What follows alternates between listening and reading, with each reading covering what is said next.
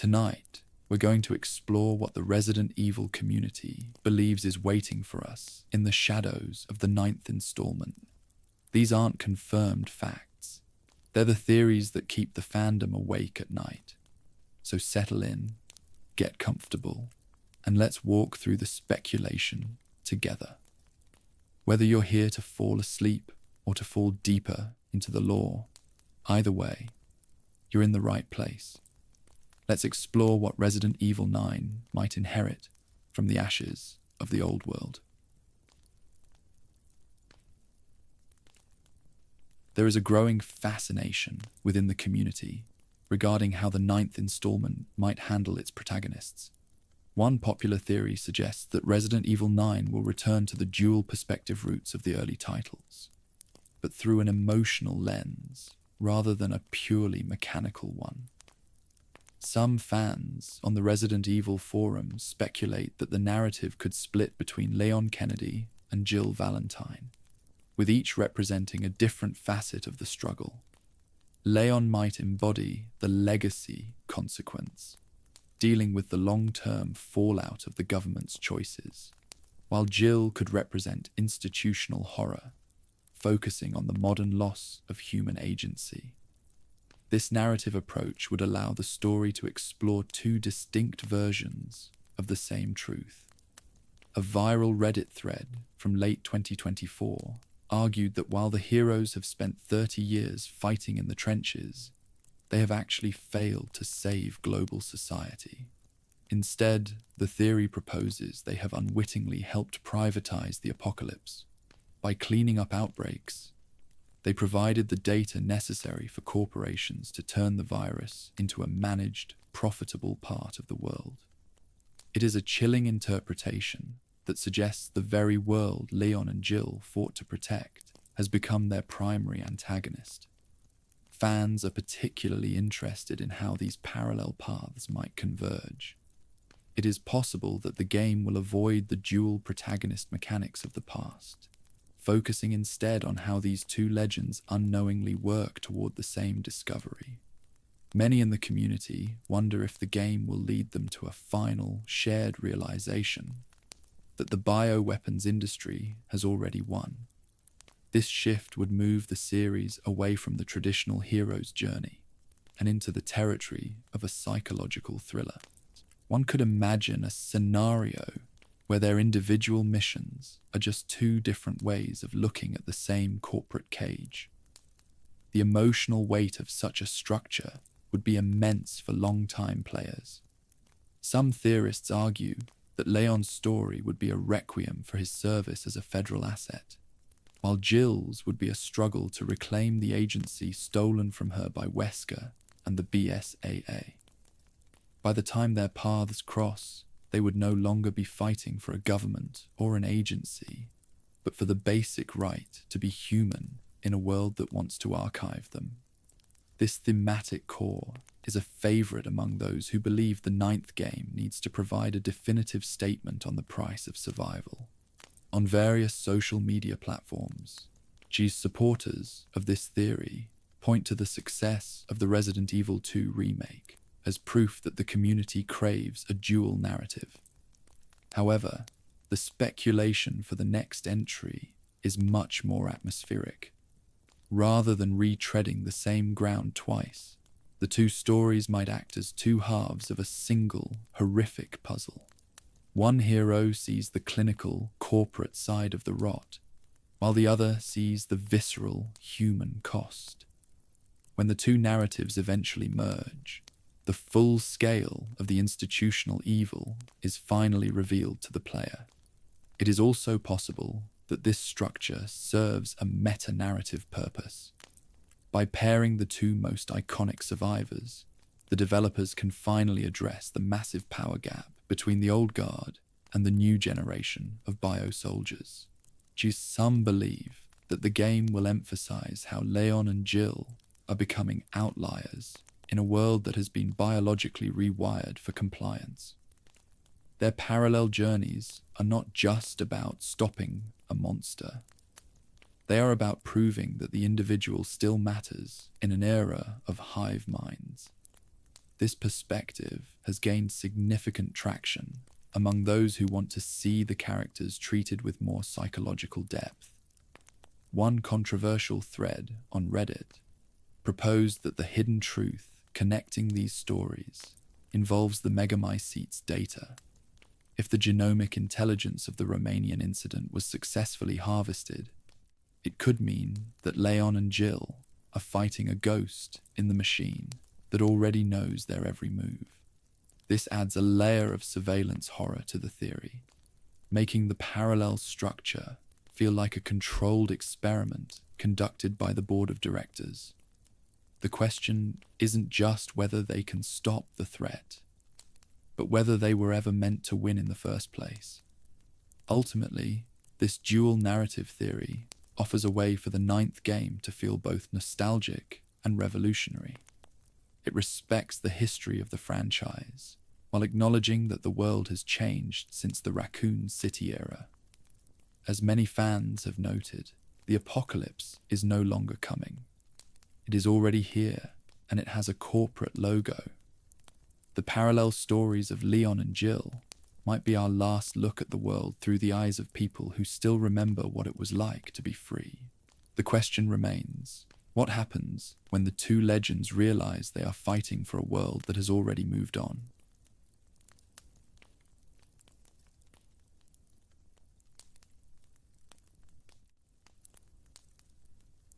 A recurring idea in many videos and forum discussions is that Resident Evil 9 functions as the janitor of the franchise. Rather than serving as an ending to the entire series, it is widely viewed as a transitional bridge designed to stabilize the timeline. Some fans on the Resident Evil subreddit have noted that the lore has become increasingly fragmented between the pharmaceutical wars of the 90s and the supernatural mold of the recent Winters saga. The ninth game could act as the connective tissue that finally weaves these disparate eras into a cohesive whole, preparing the world for the events of Resident Evil 10. Servicing this bridge role would mean addressing the many unresolved arcs that have accumulated over the last decade. One popular theory suggests that the corruption of the BSAA will be the primary focus of this narrative cleanup. By finally exposing the organization's shift toward bioorganic weaponry, the game can transition the series away from the localized horror of the mold and back toward a global, institutional threat. It is possible that this stabilization is necessary to establish the world state for the next 30 years of the franchise, turning the ninth installment into the foundation for a new era. The repositioning of legacy characters is another vital part of this bridge theory. Some theorists, including YouTuber Residents of Evil, have speculated that the old guard might finally step away from the front lines after this mission. Chris, Jill, and Leon could be moved into advisory or revolutionary roles, clearing the path for new protagonists to take over in the mid-2030s. Resident Evil 9 might be the final time we see these legends in a traditional survival horror setting, acting as a definitive passing of the torch. It is a way to honor the past while ensuring the future of the lore remains flexible. This transitional role could also explain the technical and tonal shifts the community is expecting. By merging the first-person intimacy of Resident Evil 7 with the third-person tactical intensity of the remakes, the ninth game could establish a new mechanical standard. Some believe this synthesis is intended to anchor the franchise's identity for years to come. It is not just about finishing a story. It is about refining the gameplay loop for a world that has outgrown traditional zombies. The game is viewed as a bridge that carries the series out of the experimental phase of the recent titles and into a more permanent, high-tech horror style. One specific theory from the Resident Evil forums suggests that the game will clarify the relationship between the connections and the original Umbrella Corporation. For years, The origins of the mold and its developers have remained somewhat vague in the larger timeline. Fans wonder if the 9th installment will reveal that the connections were always a hidden branch of the Spencer legacy, finally tying the Arklay murders to the events in Louisiana and Romania. This would provide the lore density that longtime fans have been craving, turning the entire timeline into a single massive conspiracy. As narrative glue, the 9th game might also explore the fate of secondary characters like Sherry Birkin or Jake Muller. Many in the community argue that a bridge game is the perfect opportunity to check in on these younger survivors before they take center stage in the future. By showing how they have adapted to the perfectly infected world of 2026, the developers can create a more lived-in and expansive universe. The game is seen as a way to broaden the scope of the series, moving it beyond the perspectives of just one or two heroes. Furthermore, the idea of a bridge suggests that Resident Evil 9 will end on a cliffhanger or a major shift in the world's state. Rather than a clean finale, the community anticipates a conclusion that leaves the world in a state of open rebellion. If the heroes successfully expose the BSAA, the global security infrastructure would collapse, leading into a Resident Evil 10 where the world is a chaotic, unregulated biohazard zone. This would be the ultimate stabilization of the timeline, returning the series to its roots as a story about the total breakdown of society. Closing this section, the bridge theory treats Resident Evil 9 as an essential piece of architecture. It is the game that ensures the history of the franchise survives the transition into a new decade. As some fans have argued, the story of Umbrella didn't end in 2003. It just evolved into something more subtle and dangerous. The 9th installment is the moment we finally see the bridge that leads from the mansion to the future of the human race. It is a stabilization of the nightmare, and it promises to be the most lore-heavy entry in the entire series. Section 2. Character-focused theories.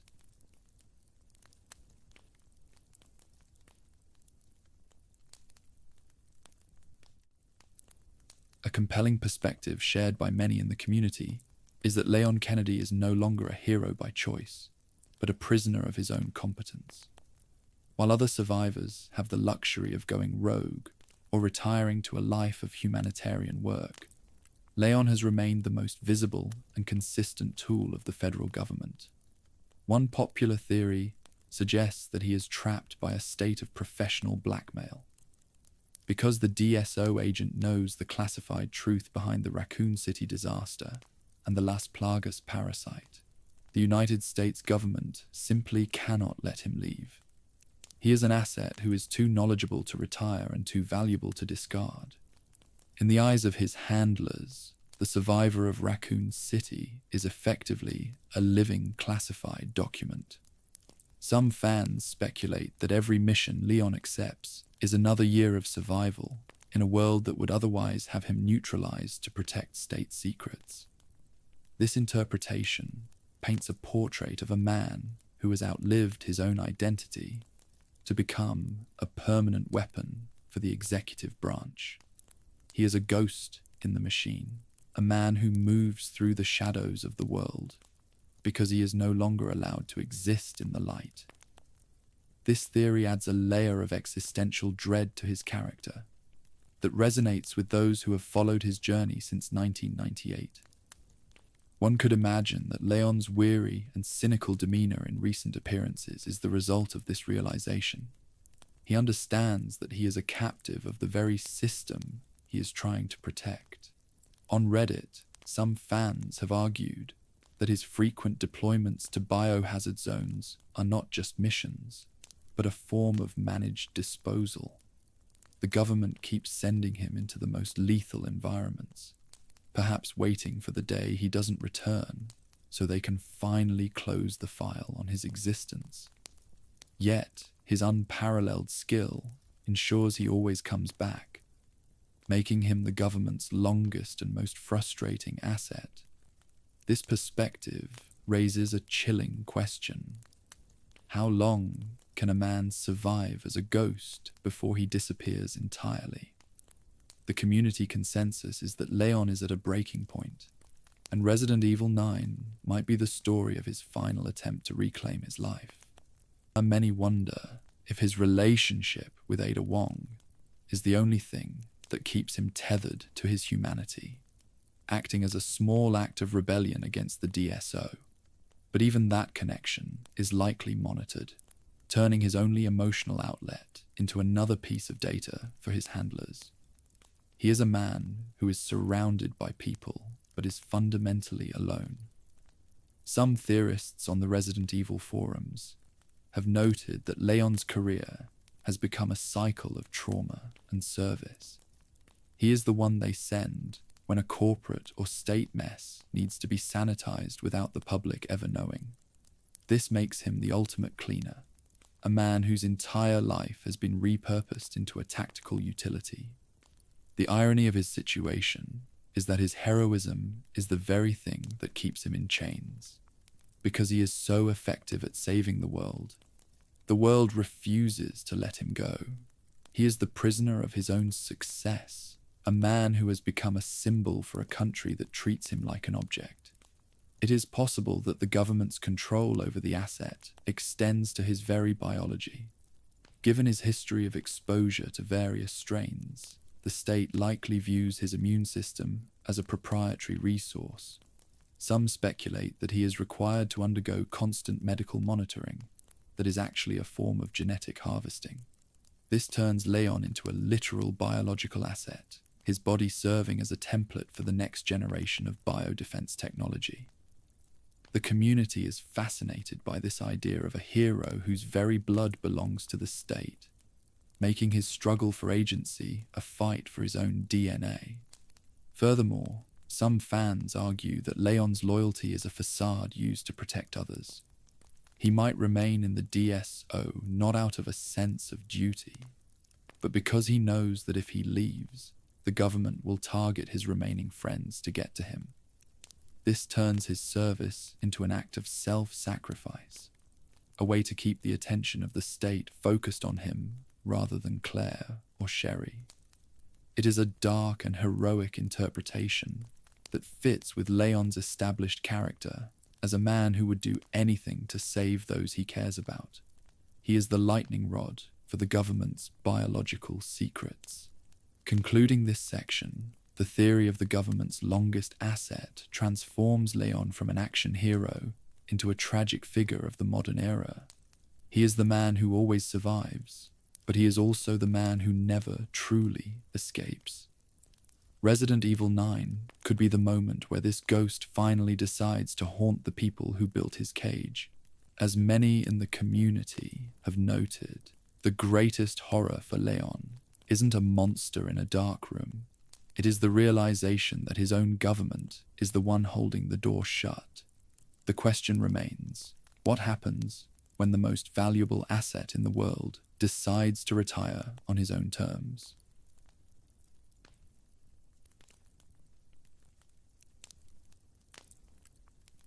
A quieter but persistent theory within the community suggests that Leon Kennedy's unnatural resilience is the result of something far more sinister than luck. Following his encounter with the Las Plagas in the 4th installment, some fans wonder if he remained biologically compromised in a way that the government has chosen to exploit. One popular interpretation is that the United States government is maintaining a state of controlled immunity in Leon. She's studying how his body was able to adapt to the parasite without losing its human mind. In this view, Kennedy is not just a soldier. He is a living laboratory, and every mission he conducts is a field test for his own biological stability. This theory moves away from the idea of a sudden infection panic and into the territory of quiet, institutional horror. It is possible that Leon's enhanced physical capabilities are the result of a symbiotic relationship with vestigial parasitic elements that his handlers are carefully managing with specialized suppressants. This would mean that the DSO agent is the first successful bio-soldier, a man whose humanity is being preserved only as long as he remains a useful test subject. Many in the community find this idea chilling because it suggests that Leon's very existence is a corporate asset that he doesn't fully control. While we do not see this medical monitoring on screen, it is plausible that Leon's frequent debriefings include a battery of tests that he believes are for his own health. On the Resident Evil subreddit, users have pointed to his uncanny speed and strength as evidence that he is no longer purely human. Fans speculate that his body has become a repository for viral data that the state cannot risk losing. This would explain why he is always the first choice for missions involving new parasites. The government wants to see how their living lab interacts with a different strain. It is a theory of exploitation that turns his survival into a data point. This interpretation also sheds a new light on Leon's psychological state. If he is indeed a living lab, the occasional visions or symptoms he experiences might be the parasite trying to reassert control. Some believe that his detached and stoic nature is a defense mechanism against an internal infection that he is constantly fighting. The community is fascinated by the possibility that Resident Evil 9 will finally force him to face this biological truth. It would be a devastating revelation for a character who has dedicated his life to destroying the very monsters he might now represent. Some theorists have noted that the United Nations and other international bodies would have a massive interest in Leon's genetic code if he possesses a natural or managed immunity to the Las Plagas, and he is the key to the next generation of biological warfare. This makes him a geopolitical target, a man who is being protected by the United States government, not out of loyalty, but out of a desire to maintain a monopoly on his DNA. This adds a layer of global intrigue to his story, suggesting that the 10th game could involve a war over the ownership of Leon Kennedy himself. He is the most valuable resource in the world. The idea of a compromised Leon adds a tragic irony to his relationship with other survivors. He is fighting to keep the world clean from the virus, while carrying the very thing he hates in his own blood. Fans speculate that this is why he remains so isolated. He knows that he is a ticking biological bomb that could be triggered by the right signal. This role as a monster in a suit is a powerful narrative thread that would give Resident Evil 9 a level of psychological depth we haven't seen before. He is the hero who has become the thing he hunts, and he is doing it for the people who sign his paychecks. It is also possible that Ada Wong is aware of his compromised state. Some in the community believe that her interest in him is partly professional, as she might be monitoring his stability for a different employer. This would turn their legendary connection into a game of biological espionage, where even love is a secondary concern to the ownership of a genomic sequence. It is a cynical but compelling theory that fits the themes of a world beyond containment. In this view, Leon is the only one who doesn't realize he is a proprietary product. The theory that Leon Kennedy is compromised is a dark and grounded way to explain his legendary status. It moves the series away from the supernatural and into the realm of experimental science. As many fans have noted, the greatest horror in Resident Evil is often what is happening inside the character's own body. If Leon is indeed a living lab, his final mission might be a fight to destroy the data that he has become. The question remains, if the government has already turned you into a weapon, is there any way to go back to being a man?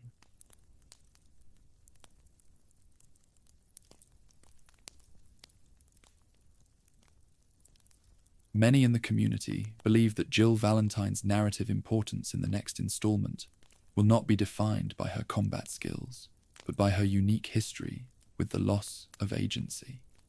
As the only protagonist who has been both a hero and a high-level biological asset, she occupies a space in the lore that no other character can match. One popular theory suggests that her 3-year ordeal under the control of Wesker's P30 gas gave her a specialized biological resistance to mind control. In a world where the establishment is moving toward obedience-based bioweapons, fans speculate that Jill is the missing variable that the corporate architects failed to account for. This theory focuses on the idea that Jill's neural architecture has been permanently altered, making her immune to the hive mind signals used by the modern biodefense apparatus. Given the P30 gas's long-term effects on her nervous system, it is plausible that she has developed a form of internal defense that allows her to remain conscious even in the presence of control parasites. The community is fascinated by this possibility because it turns Jill into the ultimate counter to the BSAA's new biosoldier program. She is the only one who has lived through the internal hell of being a slave and successfully reclaimed her own agency. On the Resident Evil subreddit, fans have argued that Jill's return to the field is an act of internal revolution. She isn't just fighting monsters. She is hunting the people who are trying to turn humanity into a collection of obedient assets. Some theorists suggest that her experience with Wesker has given her a specialized intuition for identifying controlled individuals, making her the perfect scout for an institutional horror setting. She knows what it feels like when someone else is pulling the strings, and she is dedicated to ensuring that no one else ever has to live through that silence. She is the voice for the voiceless.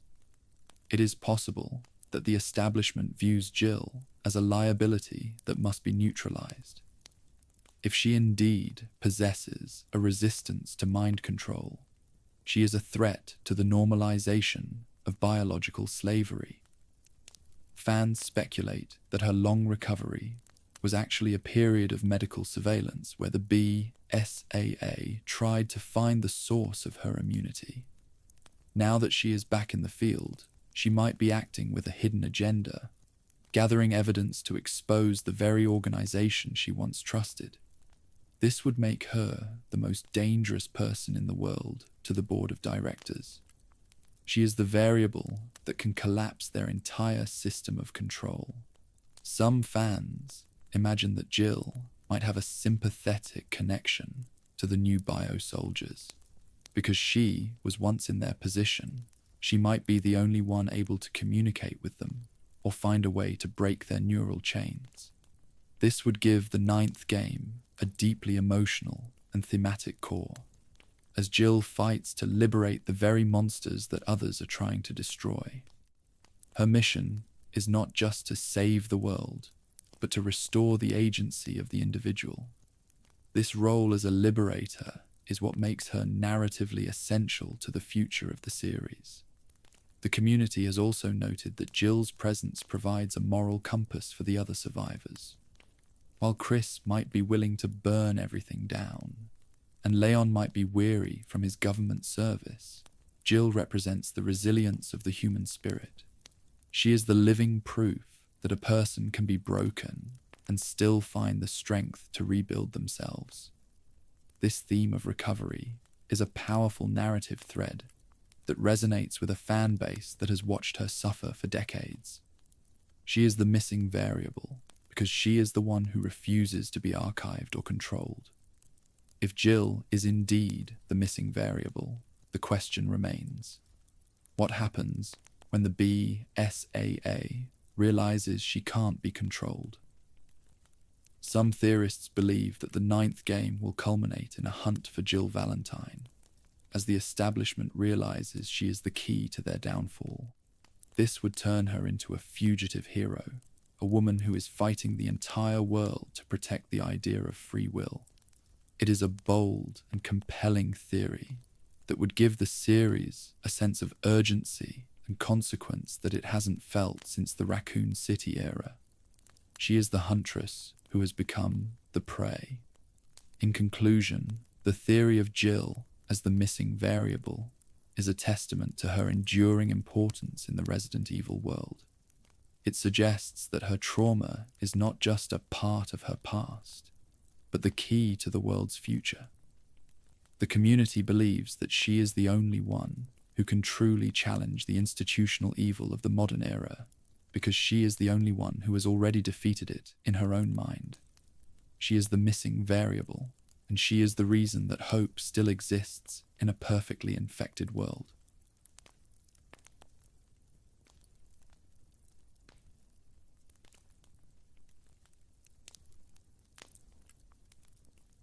A provocative interpretation currently gaining traction in fan circles is the idea that the veteran Chris Redfield has become a significant geopolitical liability.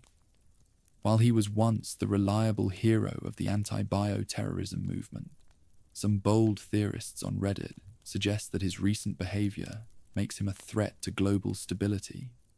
His willingness to operate as a rogue commander with the Hound Wolf Squad and his decision to turn against the very institutions he helped build has alienated him from the international community. Many fans speculate that the soldier is no longer a leader, but a man so obsessed with winning the biological war that he has become as dangerous as the monsters he hunts.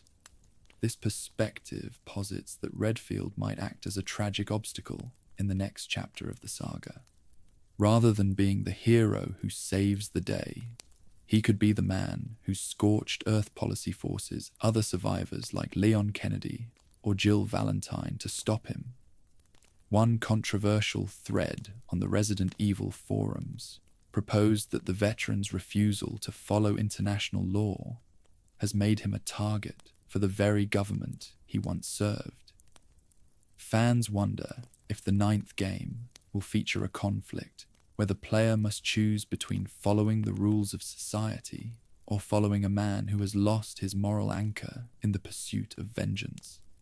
The community is fascinated by the possibility of a protagonist who has stayed in the fight so long that he has become an enemy of the established order. It is possible that the burden of command has finally broken the legendary soldier, and some believe that the guilt of losing so many teammates has transformed his sense of duty into a cold, nihilistic fury. A popular analytical thread argued that Chris is no longer fighting for a better world, but simply fighting to destroy the people who signed his paychecks. This makes him an unpredictable variable in the global security landscape, a man with the tactical skills of an army and nothing left to lose. Should he continue down this path, he might inadvertently trigger the very biological collapse he spent 30 years trying to prevent. He is seen by some as the rogue operative who has outlived his own cause.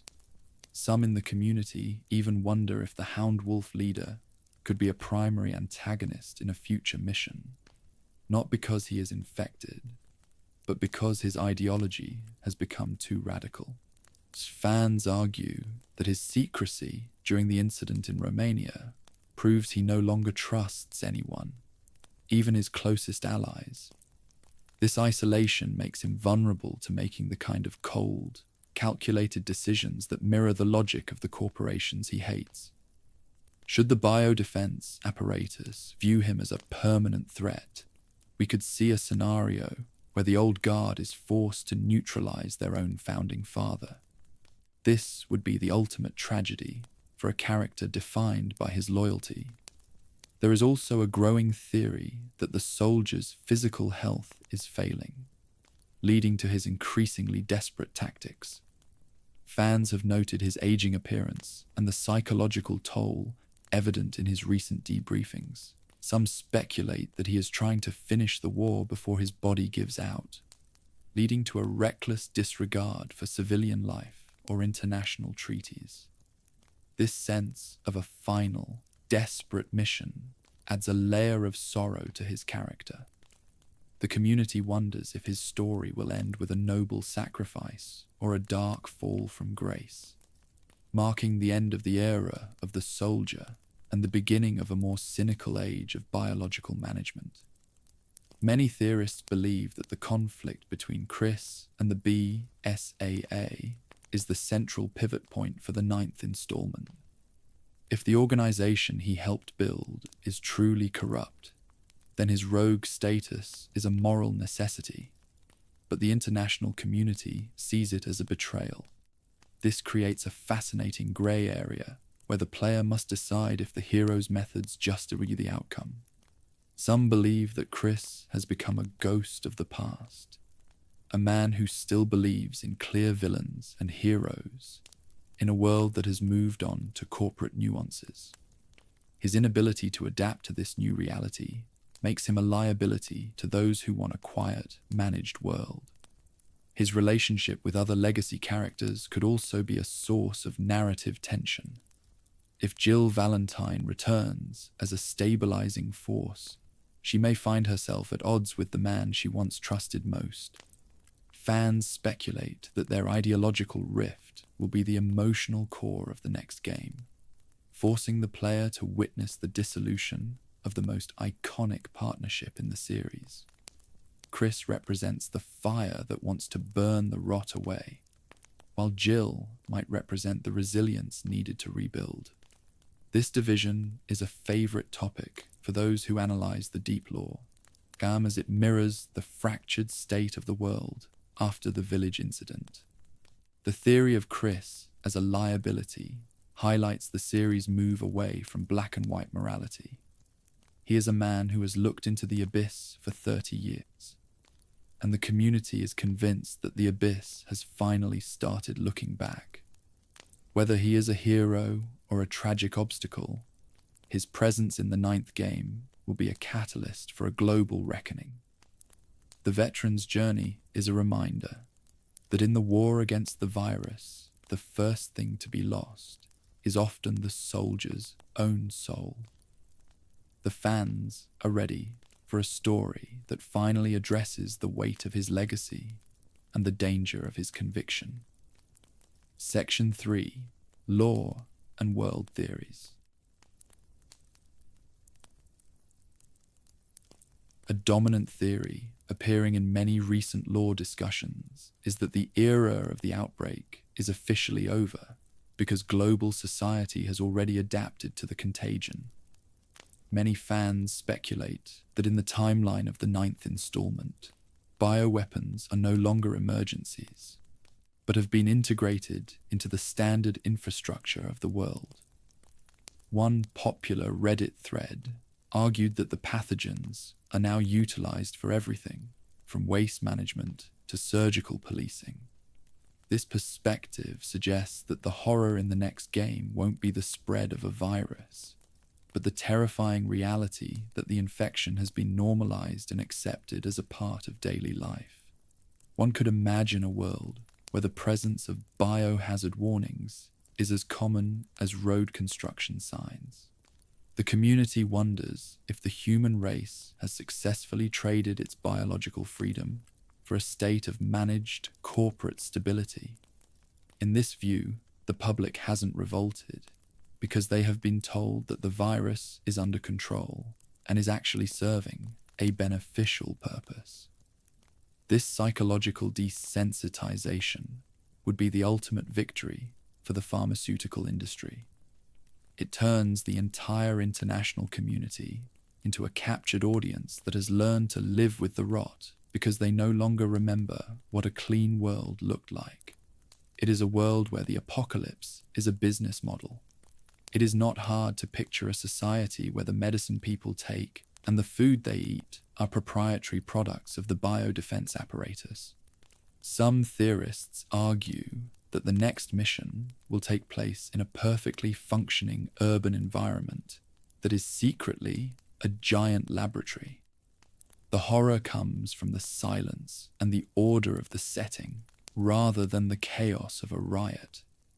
If society has already adapted, then the struggle for Leon Kennedy or Jill Valentine is no longer about stopping a leak, but about starting a revolution. They are the only ones who still view the new normal as a biological death trap, making them outcasts in a world they once tried to save. This interpretation suggests that the world has reached a state of controlled evolution. A few bold theorists have proposed that the general population has been subjected to low-level, passive infection to ensure they are compatible with the state's medical protocols.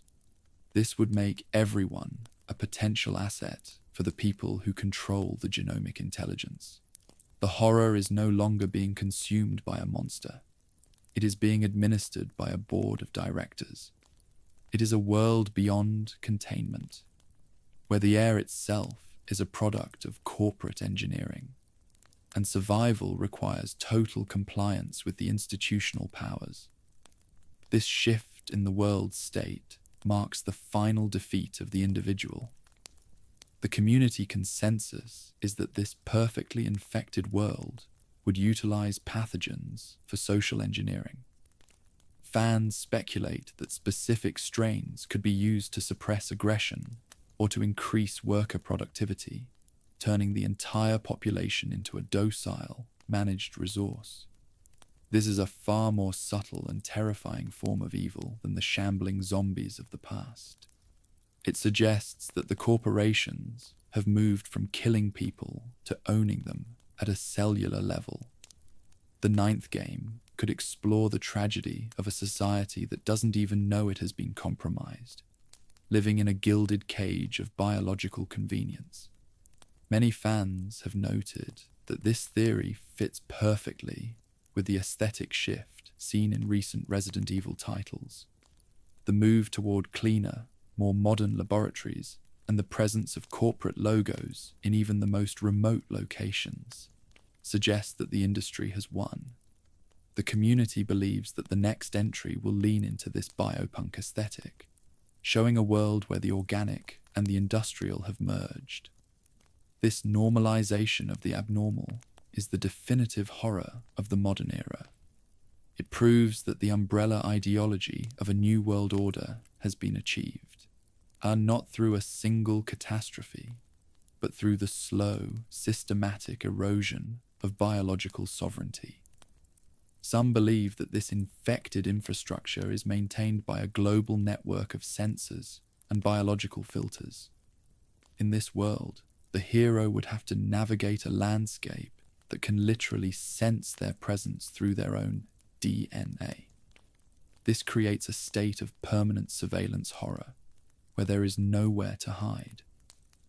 The fans are fascinated by the idea of a hero being a biological fugitive in a world where everyone else has already been archived and categorized.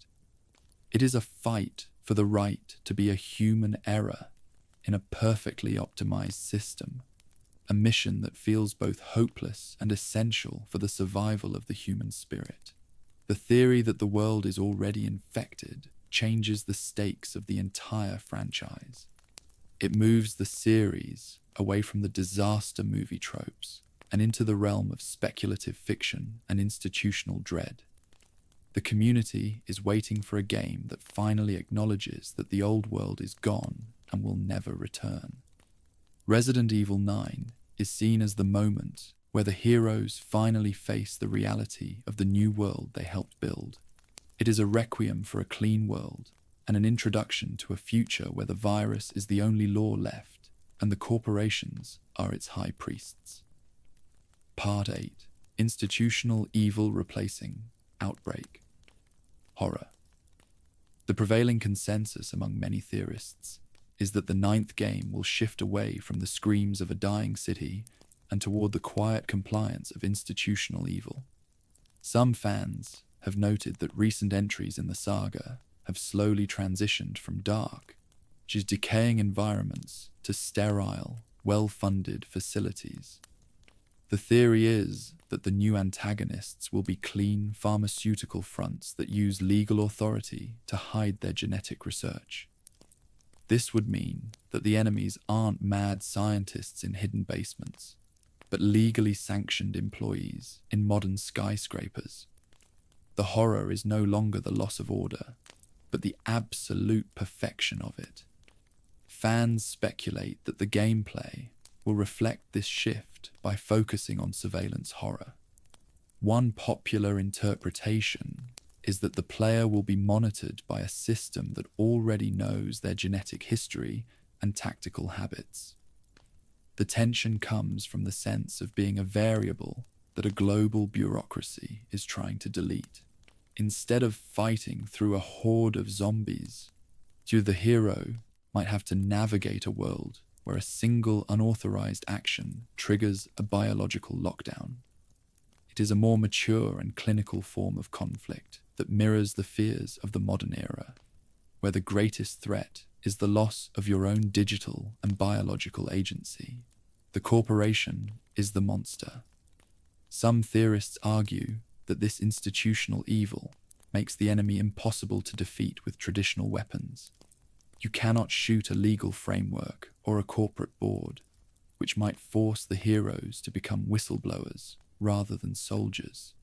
The community is fascinated by the idea of a mission that involves hacking into encrypted servers to find the truth behind a managed outbreak. This would allow the game to explore the deeper, more subtle implications of the Umbrella legacy. Some argue the corporation didn't die in 2003.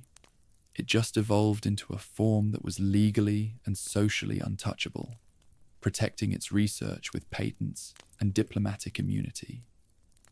It is possible that the game will highlight the absolute dehumanization that occurs when a corporation treats human life as a data point.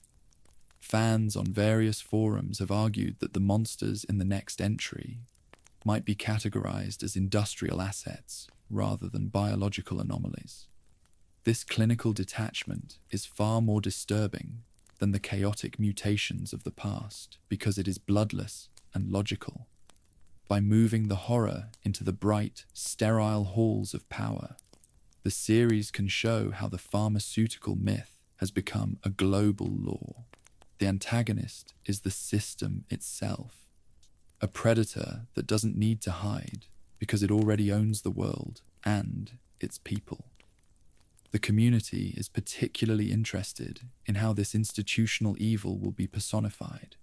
Many speculate that rather than a singular boss like Albert Wesker, the villain will be a collective board of directors, or an automated system that manages biological risks. This makes the conflict feel more cold and impersonal. The fans believe that Resident Evil 9 will explore the tragedy of the corporate ladder, where every middle manager is complicit in a global war crime, but no one is individually responsible. It is the horror of the bureaucracy, a monster that survives by spreading its guilt so thin that it becomes invisible to the public eye. This shift also allows for a more detailed exploration of the social aftermath of bioterrorism. The theorists believe the next game will show how the public has been manipulated into accepting institutional control as the only alternative to chaos. Through the use of media suppression and managed news, the establishment has created a reality where the heroes are seen as the terrorists and the corporations are the saviors. The community is waiting for a narrative that forces the player to fight against their own reputation, moving through a world that has been taught to fear the truth. It is a psychological war for the soul of global society. Furthermore, some believe that the aesthetic of institutional evil will draw inspiration from modern tech companies. Imagine a facility that looks like a clean, open office space, but hides the most horrific genetic experiments behind its glass walls. This juxtaposition of the mundane and the monstrous is a favorite theory for those who enjoy the environmental storytelling of the series. The fans want to see the memos and the emails that describe the liquidation of thousands of lives in the same tone used for a quarterly earnings report. This is the ultimate expression of the horror of our time. the banality of biological evil.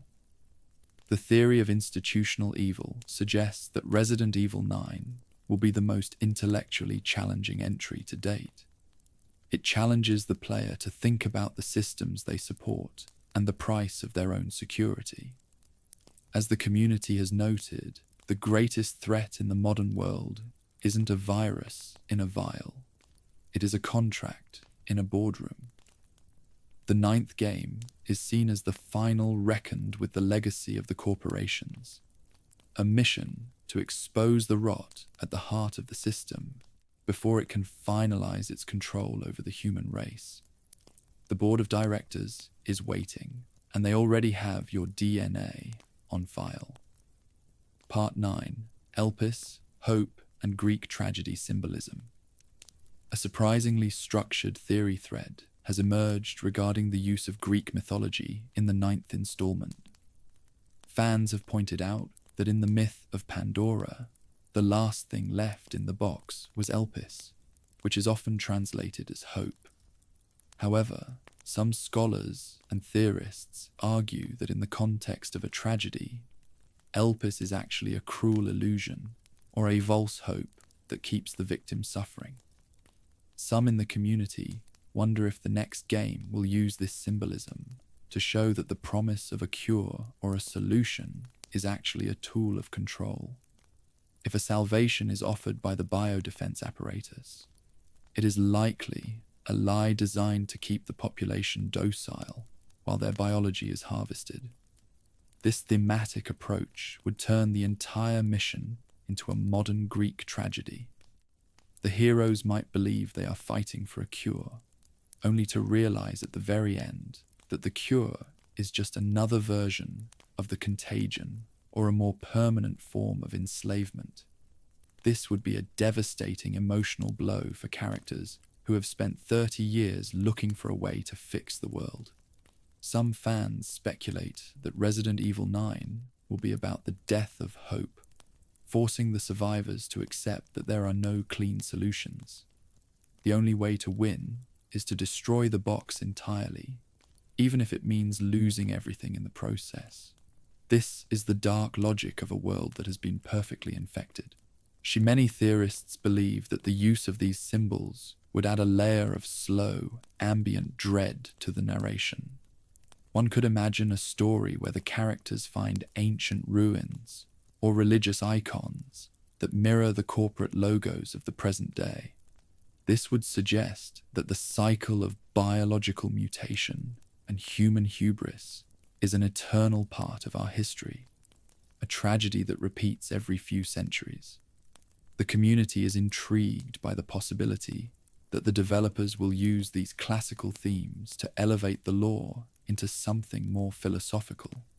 It suggests that the monsters are just the modern versions of the ancient furies, born from the same arrogance that destroyed the civilizations of the past. The question remains whether the heroes will recognize the false hope before it is too late. Fans wonder if Jill Valentine or Leon Kennedy will be the ones to finally shatter the illusion, accepting the grim reality of their situation to save what remains of human agency. It is a theory that prioritizes the psychological and symbolic over the purely physical. If Resident Evil 9 embraces this Greek tragedy logic, it will be the most atmospheric and intellectually heavy entry in the series. It proves that the true horror isn't the virus, but the hope that keeps you walking into the trap. The last thing in the box is the most dangerous one of all. The fans have also noted that the name of the organization or the project in the next game might be a direct reference to Elpis. This would be a classic Resident Evil move, hiding the true nature of the threat in plain sight. Some speculate that the hope offered by the new antagonist is a vaccine that actually integrates the host into a global hive mind. This turns the act of being cured into an act of surrender. The community is fascinated by this irony, as it forces the player to question their own objectives. In a world of Greek tragedy, the hero's greatest strength is often the very thing that the villain uses to destroy them.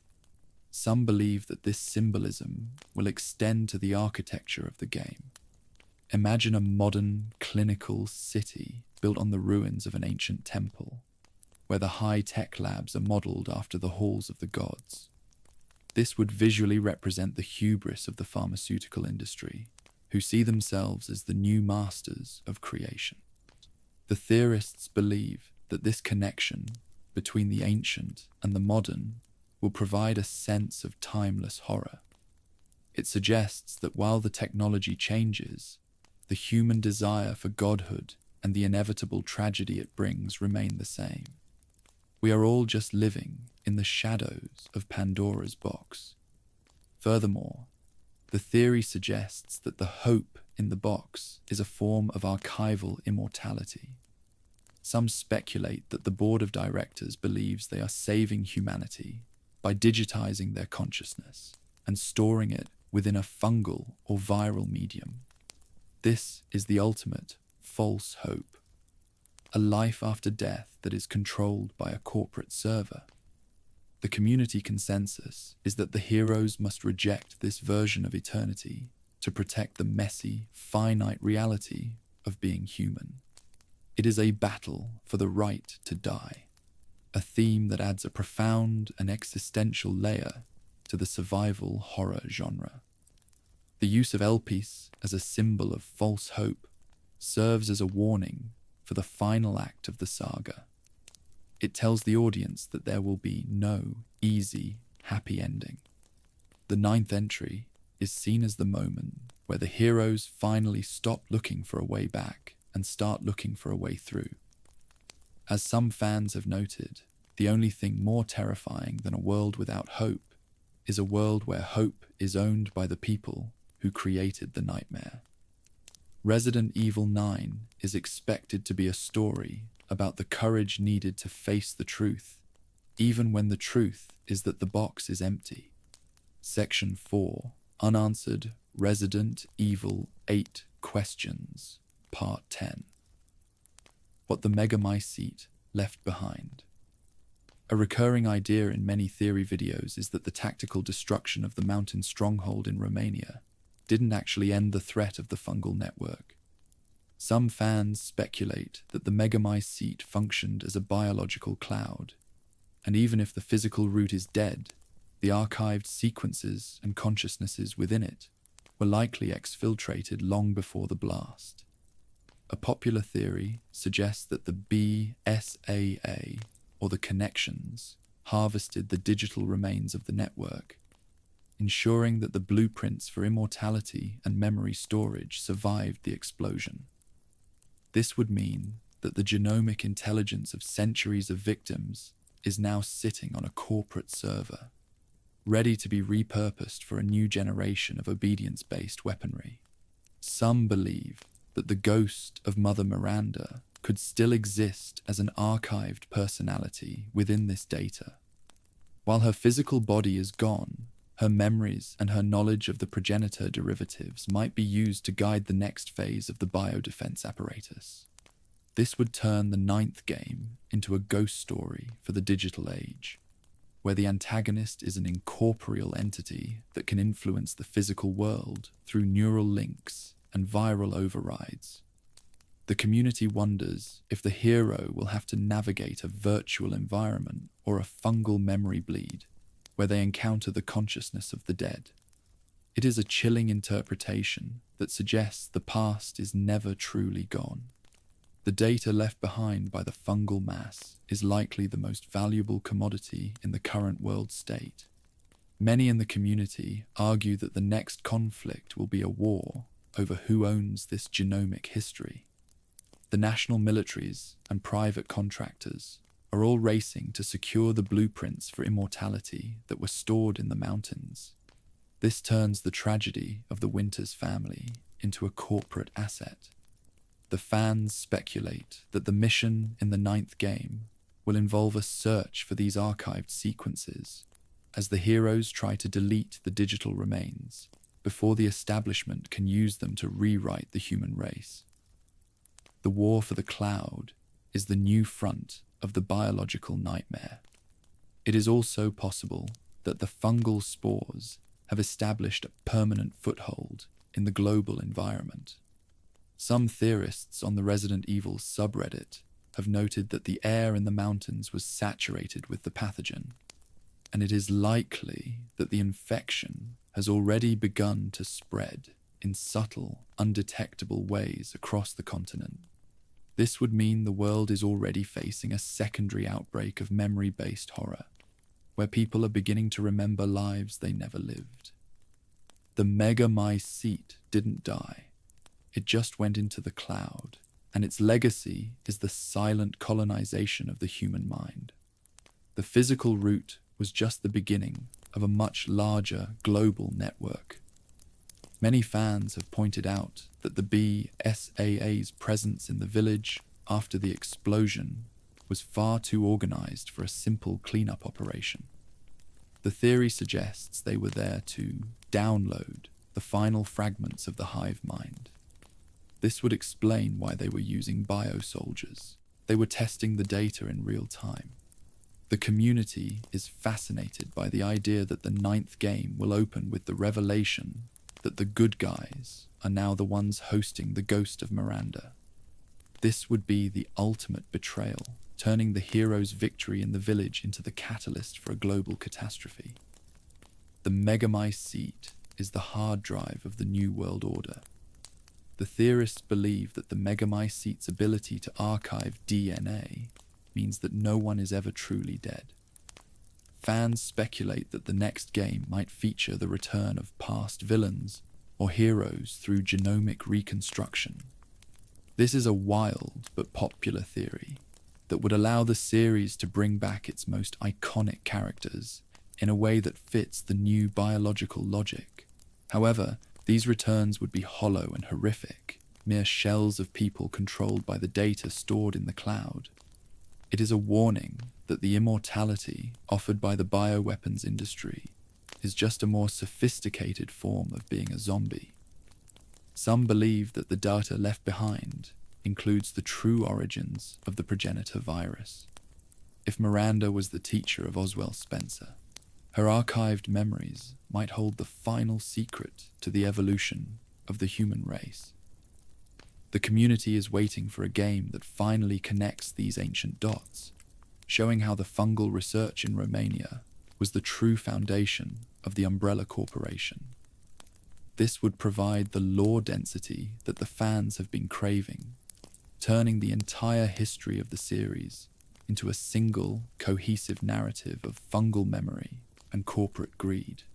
The Mycelium is the library of the apocalypse. Ultimately, the theory of what the fungal mass left behind suggests that Resident Evil 9 will be a fight for the ownership of the past. It is a story about the digital remains of a civilization and the people who want to use them to build a new god. As the fans have noted, the physical root may be gone, but the ghost in the machine is just getting started. The 9th entry is seen as the moment where the heroes finally realize that you cannot kill an idea with an explosion. The Mycelium is everywhere, and it is waiting for someone to log in and finish what Miranda started. Part 11. Victor, Miranda, and the Cult Legacy. Many fans believe that the 9th game will explore how faith has begun to replace fear in the world of bioterrorism. The villagers in Romania didn't just fear Mother Miranda. They worshipped her as a divine entity who provided them with safety and purpose. One popular theory suggests that the new antagonists will utilize this religious manipulation to make people want to be infected. If the establishment can frame the mutation as a religious gift or a form of spiritual evolution, they can gain a level of control that surpasses anything Umbrella ever achieved. This shift from corporate greed to fanatical belief is a major narrative thread in recent community discussions. It is the birth of the bio-theocracy. The legacy of the cult might survive long after its leaders are gone. Some speculate that the connections have already begun to seed these religious ideas in other parts of the world. creating a network of followers who are eager to embrace the next generation of the virus. This would turn the contagion into a holy sacrament, making the heroes look like heretics to the very people they are trying to save. The community is fascinated by the idea of a hero walking into a modern city and finding a population that is voluntarily undergoing mutation in the name of a new god. It is a terrifying evolution of the pharmaceutical myth, where the consumer is now a devotee. This religious manipulation would be a powerful tool for the board of directors. It allows them to bypass legal and ethical barriers by hiding their research behind a shield of religious freedom. Some believe that the 9th installment will feature enemies who are not just monsters, but martyrs who are willing to die for the cause of biological transcendence. This adds a layer of psychological complexity to the conflict, as the heroes must fight an enemy that believes they are on the side of the divine.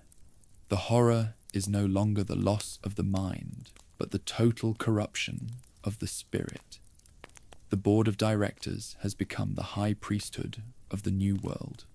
The question remains who the new figurehead of this cult legacy will be. Some wonder if a new prophet will emerge from the ruins of the connections, someone who can bridge the gap between high-tech science and ancient ritual. Fans on the Resident Evil forums have suggested that this person could be a survivor of the original Spencer experiments, someone who has waited decades to finally unleash their version of a purified world. If faith becomes the new delivery system for the virus, the heroes are fighting a war against a belief system that they cannot destroy with a bullet. It is a struggle for the very definition of what it means to be human. The community has also noted that the visual language of the cult, the symbols, the robes, and the rituals, provides a unique aesthetic for the next game. Imagine a high-tech laboratory that is decorated with the icons of the Black God, where the scientists perform their experiments like religious ceremonies. This juxtaposition of the ancient and the modern is a favorite theory for those who want the series to maintain its atmospheric weight. The fans believe that this religious horror will make the 9th game feel more intimate and terrifying, moving the series away from the military spectacle of the past and back into the territory of the uncanny. Some believe that the cult legacy will involve the use of aromatic mutagens or ritualistic ingestion. This would mean the virus is spread through the very act of worship, turning the church or the temple into a site of mass infection. The theorists speculate that the heroes will have to infiltrate these religious organizations to find the truth, leading to a state of permanent tension as they navigate a world of believers. It is a story of infiltration and betrayal, where the enemy is not a monster in a cage, but the person sitting next to you in the pew. The legacy of Miranda is a world where the infection is an act of faith. The theorists also believe that this faith-based approach will make the outbreak impossible to contain. You cannot quarantine a belief, and you cannot vaccinate against a religion. If the population wants the virus, the traditional methods of the BSAA are useless. This forces the heroes to adopt a new set of tactics, focusing on deprogramming and whistleblowing rather than tactical suppression. The fans are excited by the possibility of a game that challenges the player's own beliefs about what is right and wrong. It is a war of ideologies, where the prize is the mind of the human race. The theory of the cult legacy suggests that Resident Evil 9 will be the most philosophically ambitious entry to date. It explores the intersection of science and religion, showing how the desire for meaning can be used as a weapon of mass destruction. As the fans have noted, the villagers in Romania were just the pilot program for a global cult of the virus. The board of directors is ready to take the mission to the world, and they have already built the cathedrals. The ninth entry is seen as the final stand against a world that has decided to worship its own executioner. Part 12. Who actually owns the data now? The dominant theory regarding the current power structure is that the biological war is over and the data war has begun. Fans speculate that Resident Evil 9 will be about who owns the genetic blueprints of the Winters family and the archived sequences of the ancient pathogens. The community consensus is that the villains are no longer visible monsters, but clean pharmaceutical fronts with no obvious ties to the past. These companies act as the legal owners of the genomic intelligence, using their corporate status to keep the research beyond the reach of international law. The fight is for the ownership of the human race's collective history, and the heroes are the only ones without a seat at the table. One could imagine a scenario where the hero is a whistleblower trying to leak these digital remains to the public to destroy the corporate monopoly. However, in a world of outbreak fatigue and managed news, the truth might not be enough to trigger a change. Some theorists argue that the biodefense apparatus has already secured the most vital sequences, and they are now using them to build the perfect, obedience-based biosoldier. This turns the entire timeline into a race for the hard drive. The person who owns the server owns the future of human evolution, and the heroes are the only ones who realize that the prize is a biological prison. The ownership of the human soul is the final goal. Many in the community wonder if Blue Umbrella is the primary owner of this data. While they claim to be a repentant organization, their access to the government's black sites and their role in the cleanup of the Romanian incident suggest a much darker agenda. Fans speculate that Blue Umbrella is actually a front for the federal government to continue Umbrella's work under a veil of legitimacy. This makes them the ultimate titan of the data war. They have successfully repurposed the ruins of the past into the infrastructure of the future, and they are using the heroes to ensure their monopoly remains unchallenged. They are the new architects of the apocalypse. This shift to a data war also changes the nature of the monsters. If the data is the prize, then the monsters are the prototypes. Some believe that the enemies in the ninth game will be highly specialized and unique, for each one representing a different data point in the company's research. The community is intrigued by the possibility of encountering creatures that are designed to be archived and analyzed rather than just destroyed. The horror is the realization that you are not just fighting a creature. You are fighting a piece of proprietary technology that the board of directors is watching in real time through a digital link. Every kill you make is just more data for their spreadsheets. The theorists also believe that this data war will involve the use of digital viral signatures.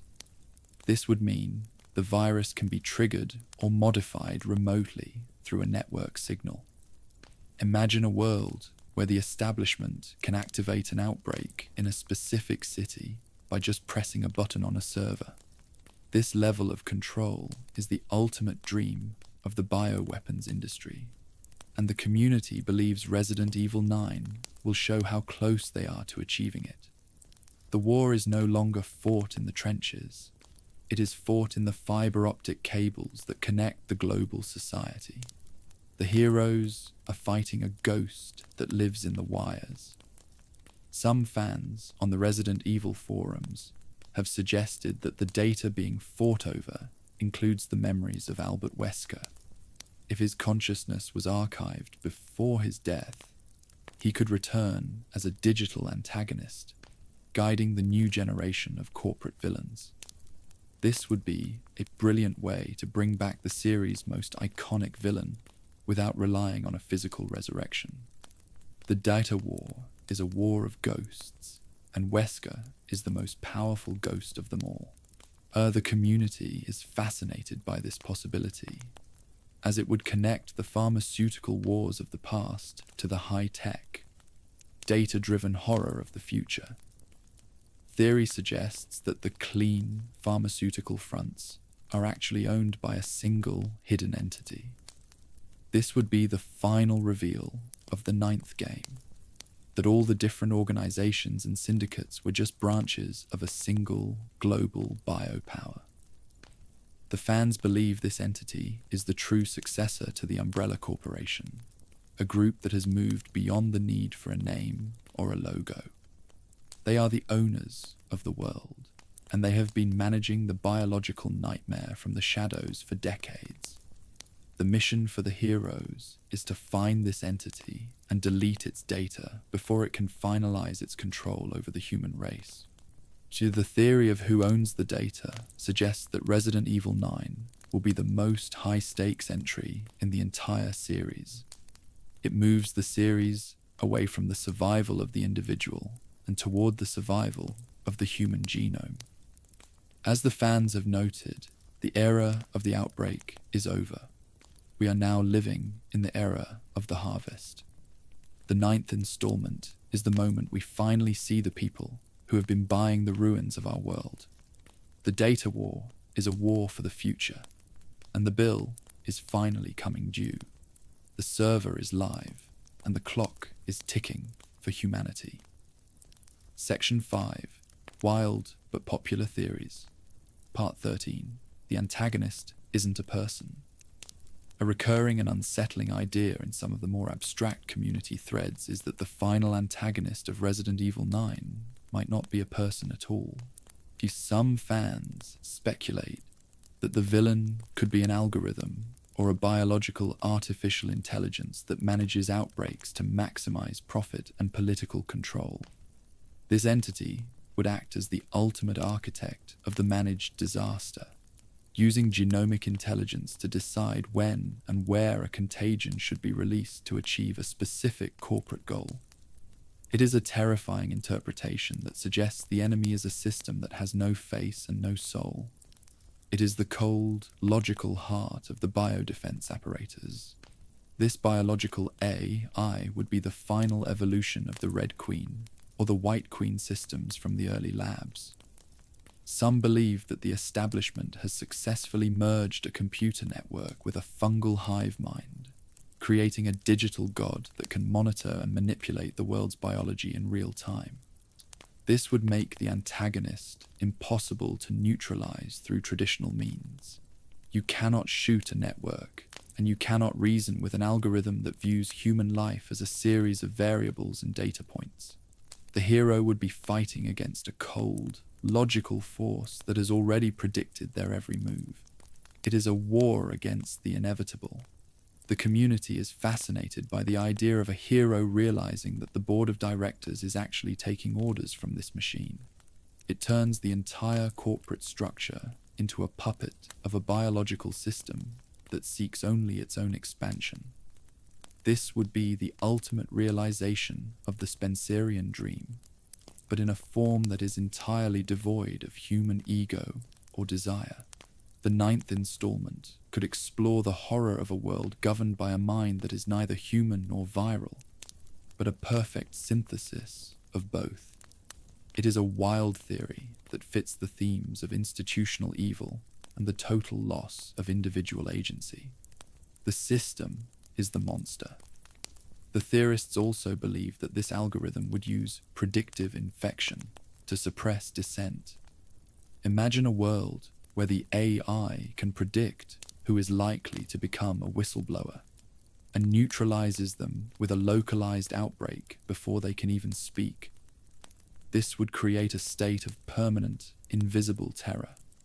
The fans are waiting for a game that explores the psychological dread of a world where your own future is being calculated by a machine that views you as a potential liability.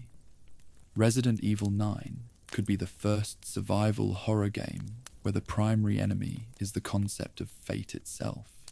Part 14, Hidden Meanings in Visual Language. Community analysis of recent architecture and environment design suggests a shift towards surveillance horror in the upcoming entry. Some fans on Reddit have noted that in the Resident Evil 4 remake and Resident Evil Village, there is an abundance of one-way glass, hidden cameras in the eyes of statues, and observer rooms that look down on the action from above. This visual language suggests that the world of the ninth game is being designed as a giant petri dish, where every movement of the hero is being watched and analyzed by an unseen observer. The horror is the sense of being a test subject in a controlled environment. This shift in framing and lighting suggests that the developers are leaning into the psychological dread of being observed. Some believe that the next mission will take place in a city that looks normal on the surface, but is actually a highly sophisticated monitoring station for biological research. The architecture itself would be a weapon, designed to guide the hero towards specific tactical situations, to provide more combat data for the board of directors. The fans are dissecting every screenshot and trailer for these symbols of oversight, believing that the environment is the first and most dangerous enemy the hero will face. The world is a cage. One could imagine a scenario where the hero realizes that the camera in the corner is part of a biological network that can react to their presence. The community is intrigued by the idea of a world where the buildings themselves are alive and are reporting back to the antagonist. This use of visual language would turn the act of exploration into a source of permanent tension. Every time you enter a room, you are being invited into a trap that has been carefully documented and analyzed by the people in the observer rooms. The world is no longer a place to survive. It is a place to be studied. Every shadow holds an eye. Furthermore, some believe that the use of one-way glass will be a recurring motif in the ninth game. This would represent the barrier between the public and the institutional evil that governs them. You can see the world, but you can't see the people who are managing it. The theorists speculate that the final level of the game will take the player behind the glass, revealing the sterile and clinical reality of the board of directors. This visual reveal would be the definitive statement on the state of the world, a giant experiment where the heroes are just the most active data points. Part 15: Flashbacks, Memory, and Non-Linear Storytelling. Because the fungal mass has the ability to archive the memories of those it infects. Many fans believe that the ninth game will utilize non-linear storytelling and fragmented recalls. Some speculate that players might experience leaked memories from the Mycelium while playing as Leon or Jill. This would allow the game to revisit iconic locations like Raccoon City or the Spencer Mansion through a distorted fungal lens of memory. It is a way to bridge the gap between the past and the present, showing how the history of the contagion is still bleeding into the modern world. The past is never truly dead. It is just stored. This non-linear approach would allow the developers to explore the psychological toll on the survivors in a new and visceral way.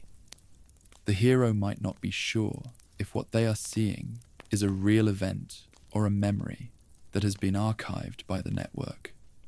This creates a state of permanent confusion and dread as the player struggles to distinguish between reality and the fungal archive.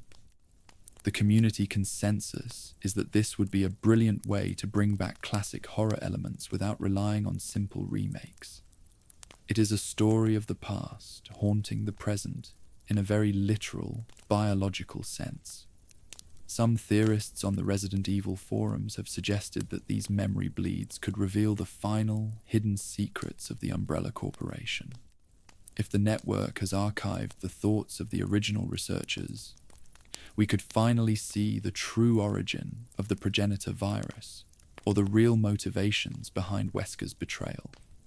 This turns the ninth game into a treasure hunt for the truth within a sea of fragmented memories. It is a wild but popular theory that would provide the lore density the fans have been waiting for, turning the entire history of the series into a single, immersive experience of biological memory. The theory suggests that these flashbacks could be used to provide tactical intelligence. The hero might have to experience a memory from the past to find a password or a location in the present. This would integrate the memory-based horror directly into the gameplay mechanics. The fans are excited by the possibility of a game that uses the history of the series as a puzzle to be solved. It would be the ultimate tribute to the 30-year legacy of the franchise, showing how every incident from the Arklay Mountains to the village in Romania was connected through a single fungal archive. Part 16. What RE9 fans are actually afraid of. In the final reckoning of these theories, the ultimate fear shared by the community is not being eaten by a monster, but being owned by an institution. The fans are anticipating a world where survival is guaranteed, but only at the cost of total compliance with the powers that control the cure. The verdict among the theorists is that the ninth game will be the moment where the heroes finally realize they are fighting for a world that has already sold its soul. The horror is the loss of agency, the archival of the spirit, and the normalization of the nightmare. It is a world where the hero's only choice is surrender or erasure. This shift in fear reflects the maturity of the series and its audience. We have seen the zombies and the tyrants, and we know how to defeat them. But the fear of a perfectly functioning, institutional evil is something much more difficult to confront. The community believes that Resident Evil 9 will be a requiem for the old world of heroes, and a terrifying introduction to a future where the board of directors is the only god left. The question isn't whether you will survive the night. It is whether there will be anything left of you once the sun comes up. The bill is finally coming due. The fans are also afraid that the ninth entry will be the end of the human era of the series. If the heroes fail, the world transitions into a post-human state where everyone is a managed biological asset. This is the ultimate dark ending that some theorists are predicting. It would turn the entire franchise into a tragedy, showing that the fire in Raccoon City was just a temporary setback for the bioweapons industry. The community is waiting for a game that has the courage to face this darkness, proving that the struggle for freedom is more important than the certainty of survival. Theories surrounding Resident Evil 9 show a fan base that is ready for a deep, thematic, and atmospheric reckoning. They want a game that honors the past, but isn't afraid to burn it down to show the truth. The 10th game may be the future, but the 9th game is the consequence of the past 30 years. As the community has noted, the greatest horror in Resident Evil has always been the realization that the corporations were right. Humanity is a resource to be managed. The question is whether Leon, Jill, and Chris can finally prove them wrong. The world is watching, and the data is being recorded.